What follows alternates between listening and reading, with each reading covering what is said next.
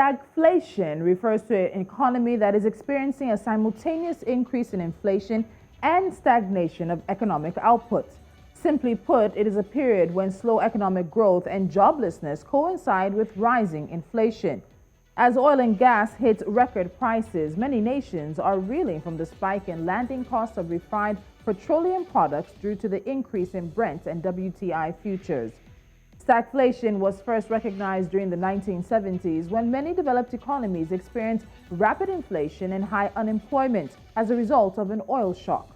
The COVID-19 induced commercial lockdown paused all economic activities and massive supply chain disruptions came about.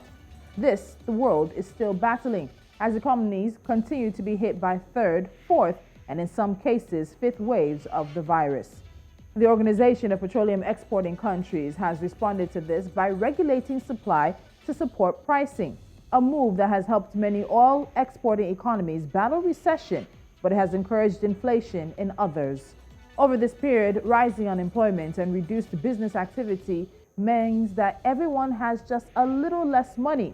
Yet surging inflation means every dollar or naira or rand or shilling is worth just a little bit less every day.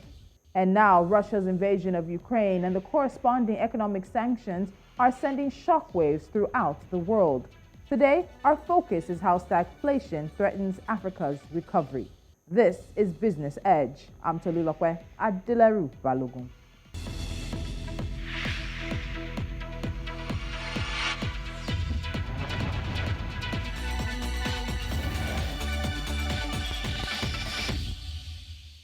Joining me today is Gbolahan Olojede. He's the Executive Director, DMA Advisory and Management Services Limited. Gbolahan, welcome back to Business Edge. Thank you so much for joining me. Yeah, good morning. Good to be on your program. So let's start with a bit of background, particularly one that goes a little bit beyond COVID-19 or just around that time. So we saw that the economic fallout of the COVID-19 pandemic was that sub-Saharan Africa was pushed into its first continental recession in 25 years, and we lost the economic gains we've made in that time. An estimated 40 million people were also pushed into extreme poverty in 2020, erasing at least 5 years of progress that the continent has made in fighting poverty. And we're still finding our way out of the economic fallout of the COVID-19 pandemic. So how much worse are things getting now with this stagflation that has come to play? Well, the stagflation is actually threatening to take away the gains, because after the initial, after we recovered, after we got out of COVID, we got on a recovery path.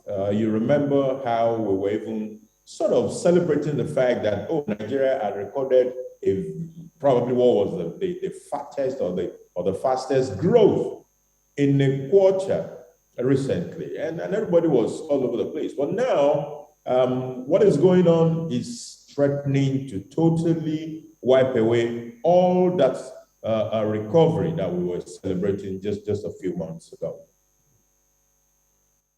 But we also see that economists typically focus on three big macroeconomic variables. That's gross domestic product, unemployment, and inflation. With the present states of these variables right now, what do you think it says about the economic condition of the continent? You can use a number of countries like Nigeria as an example. Well, it's glaring because we all feel it. Ordinarily, those three forces that you mentioned, they pull in different directions. It is difficult to balance all of them and have the three of them growing in the right direction at the same time. That is the typical scenario. When inflation is going to the left, unemployment is going to the right.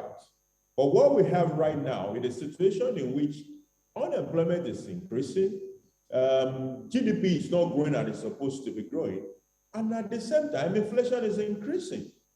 This is a very complex situation for any economy to be in, and that is what Africa is currently having to deal with. It's not just Africa anyway. It's a global issue. We have seen how even America had gone to talk to his old enemy, Venezuela, about oil and gas related issue. We've seen the fact that in America, February inflation report was the highest in 40 years. In the UK, it was the highest in 10 years. In Germany, it was the highest in 30 years. So it's a global phenomenon, and Africa is not left out. In Nigeria, I think the last inflation number was like 15.6 or thereabout. Most likely by the time the next one rolls out, it's not likely to decrease as we are projected. So it's likely to go a bit up from what we have seen. Africa is very vulnerable to matters like this, especially when you look at the fact that a core part of our inflation numbers has to do with food and energy. Yeah. Food, ordinarily with all we have around us, we should have been able to deal with that. But when you look at the importation numbers as far as food is concerned in Africa, it is embarrassing. And the same thing goes for fuel. And Nigeria is a typical example with the case of energy, where we produce the crude, but at the same time, we import the refined products. So when we make the gain from the left, we lose it from the right. And we expose our economy to all the vagaries of the marketplace, including things like the Ukraine-Russia war that is currently ongoing. And it's interesting you talk about exposing our market. So I want to talk about that now. So the risk of stagflation are quite important. It could lead to weakness in much needed productivity enhancing investments. And you see a situation where countries like Nigeria and Angola should be really benefiting from the historically high prices of crude oil that we're seeing at this point in time. But it's not as simple as that. What many experts are actually looking at is that these record high prices are making commodity exporters such as Nigeria and Angola vulnerable. A lot of Nigerians would look and say, crude oil is coming in this high. Why is there still subsidy? Why are we still paying as much as we're paying at the end of the day at the pump? So let's sort of make that connection. Why are commodity exporters, particularly with crude oil, like Nigeria and Angola, quite vulnerable at a time like this? Well, the vulnerability comes in different from different areas. Don't forget that I mentioned the other time that even the U.S. went to his old enemy, Venezuela, to go and beg for oil and gas related issues. At the same time, U.S. is the largest producer of crude oil in the world. So if the largest producer is worried about crude, then you should understand what we're talking about. It's something that goes around for everybody. In Nigeria, it has a very peculiar situation. Number one is the fact that we rely so much on this crude. Right now, we are unable to meet our OPEC quota. And the problem with the rising prices is the world will take certain decisions to deal with it. So the best thing for a country like Nigeria is that while it is still up there, can we make as much money as we can? Because this is a cycle. The world will deal with the oil price issue, the crude price issue, and crude price will come down. When it is up, if we do not make the best of it, we will suffer it when the low cycle comes. And the low cycle will indeed come. Part of how it will come is what we are starting to see with America approaching Venezuela. So if Russia oil is out of the equation, the next thing is for OPEC to start thinking of raising production. When they raise production, that means supply will increase. When supply increases, the price will go down. So right now is the best time for Nigeria to make so much money as it can, because this will not endure forever. The sad part is that we're not making the best of it. Or let me say we're not able to make the best of it. Mm. And we're going to talk about lessons in this situation when we wrap up the conversation. But you've talked about what Nigeria should be doing, trying to make the best of this situation and maybe making as much money as possible from the high crude oil prices. But what else should African countries be doing right now to try to mitigate against the high stagflation that we're seeing, high unemployment, high inflation, and of course, slow economic activity as well. Are there options? Are there ways in which we can at least sort of protect our people as much as possible from the hardship that is happening now, and unfortunately the hardship that more people are predicting in the coming weeks? To be honest, it's a very difficult situation to manage. Stagflation is difficult. You take it on one side, it will show its leg on the other side. However, having said that, there are certain critical interventions that African government might start to look at. I can use the Nigerian example. I saw in the papers that the bakers are saying, oh, with the price of diesel, we are not going to bake any longer. We'll close shop and go away. We know what has been happening in the aviation space as well, where some allegations of catalyzation, where people are trying to fix prices, where the aviation fuel price has gone all the way from 200 to 600 and something. Meanwhile, aviation fuel is about 70% of the cost in that industry. How do you retain prices? So there has to be some sort of intervention. In the aviation space, the government, the stakeholders need to sit down around the table. When you have an incentive as huge as what is going on with aviation fuel right now, what happens is speculators jump into that space. Rackets start to show up. People start to profiteer from the crisis. So government must step into that place and ensure that people cannot unduly extort citizens. Who are the people bringing the aviation fuel? What is the landing cost? What can we do? What are those margins that ensure that everybody can remain in business without anybody cleaning out and impoverishing the entire system without conscience? So African government must step into that space and ensure that the market is transparent enough and there are no opportunities, there are no incentives for people to exploit other people. Africa must also look at what it can do internally. A lot of substitution we must begin to think about so that we can reduce the imported side of inflation.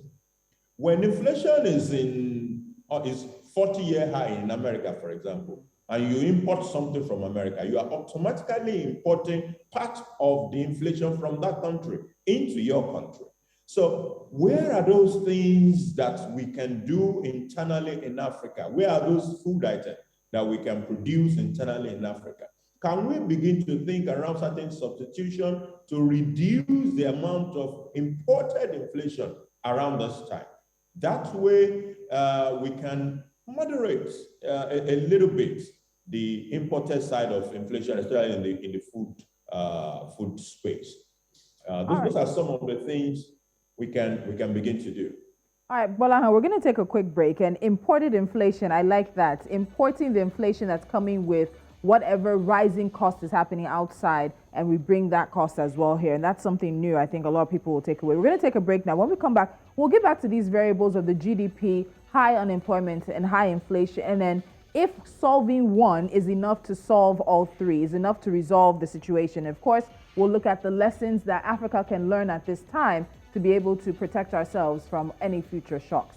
This is a conversation looking at how stagflation is, of course, affecting Africa's economic recovery after the COVID-19 pandemic, and of course, adding the Russia-Ukraine situation to the conversation as well. Business Edge will continue right after this.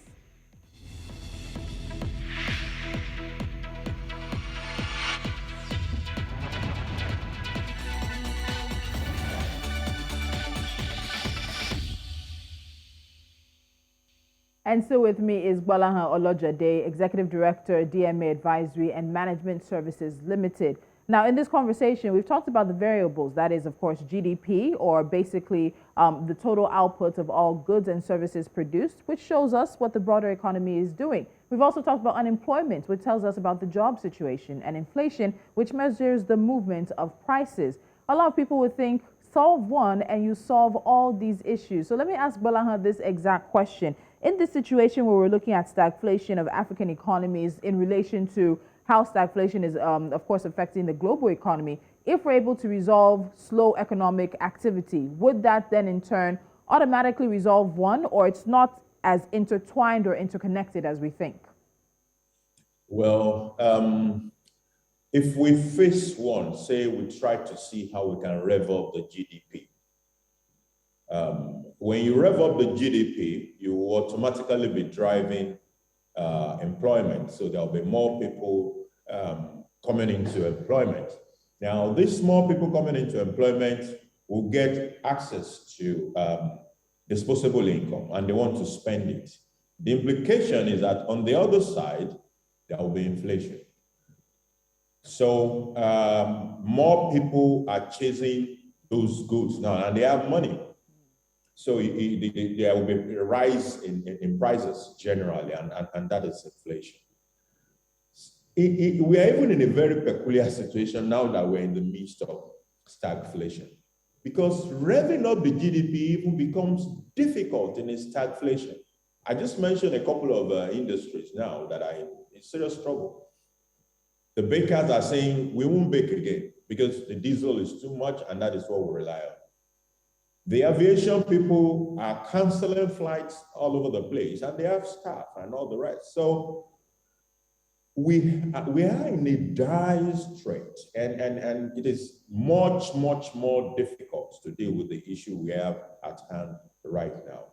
If we decide to face inflation, maybe by trying to tinker with interest rates, what can we do? Maybe reduce the interest rate. If you reduce interest rates, what will happen is more people will be able to access capital, and they can drive up activities in the economy. But as they drive up activities, they also drive up inflation on the other side. So it's a very delicate balance. But that is not to say we're going to fold our arms and not do anything. What we have tend to focus on in the past is to increase activities on the GDP side of things, hoping that that will help with inflation, hoping that that will help with unemployment, while we just keep along with the inflationary effect of whatever we are creating on the other two sides of the equation. All right, so the delicate balance is there, but stagflation has been a threat to Africa before. It's not new. Even before COVID, after the global economic meltdown that happened, and then, of course, in various other situations, you've had African economies battling these serious issues. South Africa addressing high unemployment and social inequality, low production that's exacerbated by low electricity output from Eskom. Nigeria, import-dependent economy for a number of years. These issues have not been adequately addressed. Is it a lack of political will? Are we unwilling to take the tough decisions at the times we need to take them? And is this yet another opportunity that the continent is missing to make those necessary changes?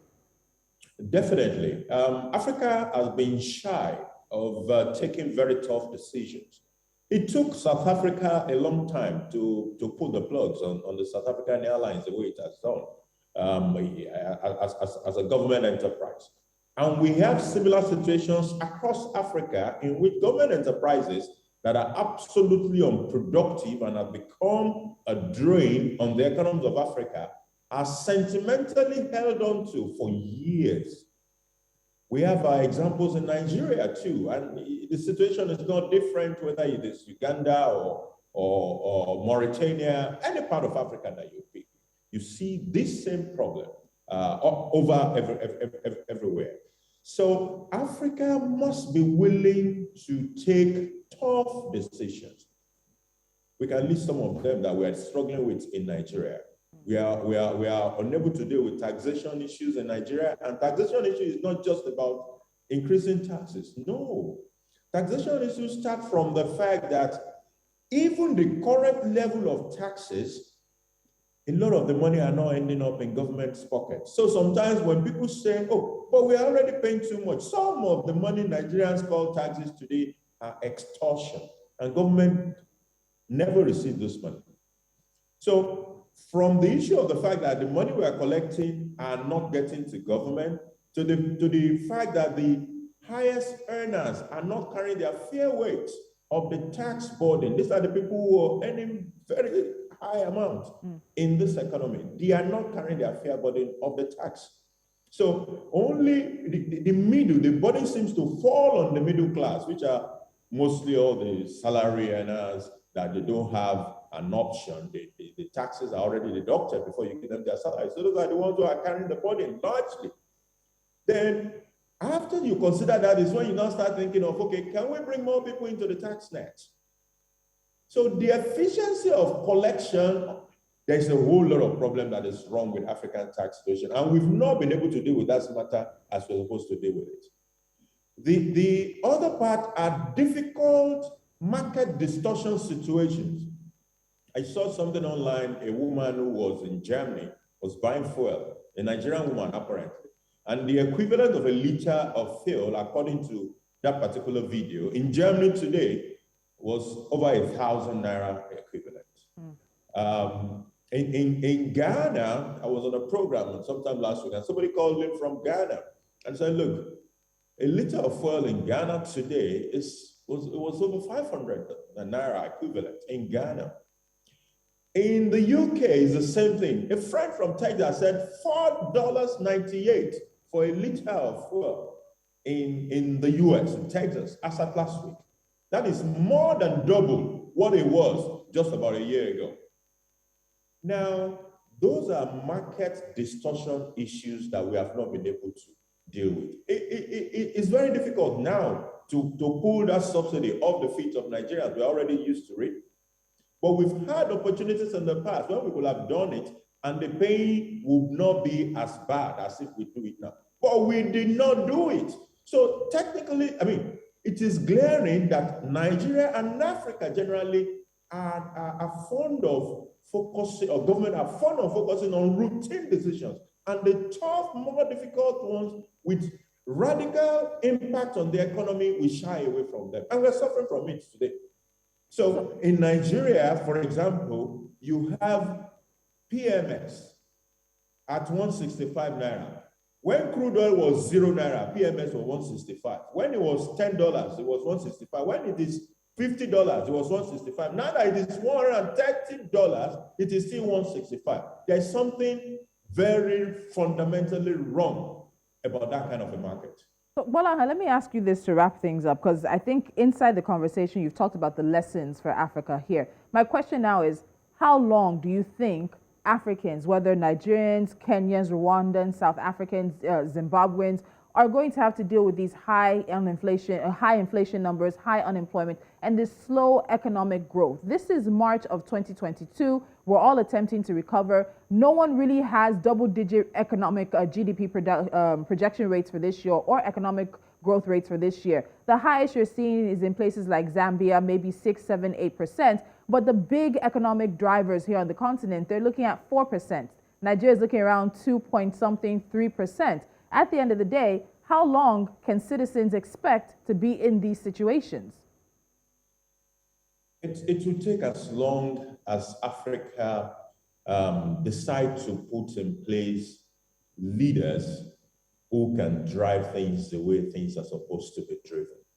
Leaders who are ready to take very tough decisions, even if it means that they may not be re-elected. Because sometimes when you take some of these tough decisions, it comes at a political cost to you. But the nation will remember you when they start to get the benefit of those things in the future. History must be lived forward, and Africa must begin to understand this fact.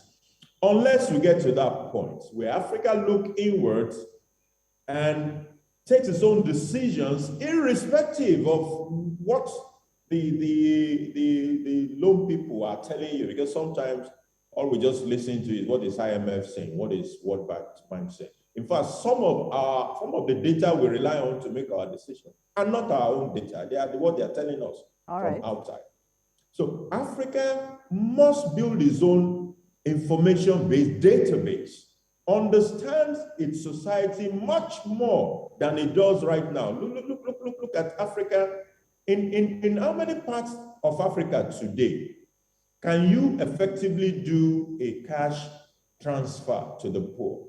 I'll have to Not leave in that many question places. as the question we wrap things up on. I apologize, Gbolahan. I see that I've entered you into that gear where the conversation is going into another dimension, but time is not on our side. It's always a pleasure to have you, and I know we'll continue these conversations in the near future. Thank you so much. The pleasure is mine. All right. And so there's politics in the economy, of course. There are naira, there's rand, there's shillings. There's so much more. And each and every single day, many Africans across the sub-Saharan region of the continent are finding out that their money is not taking them home, their salaries are not providing, and that things are getting much more expensive. How much longer will Africans continue to bear the brunt of stagflation? That is, again, a global situation right now. You're watching Business Edge. Up next, we're going to speed right through and see for to watch. Stick around.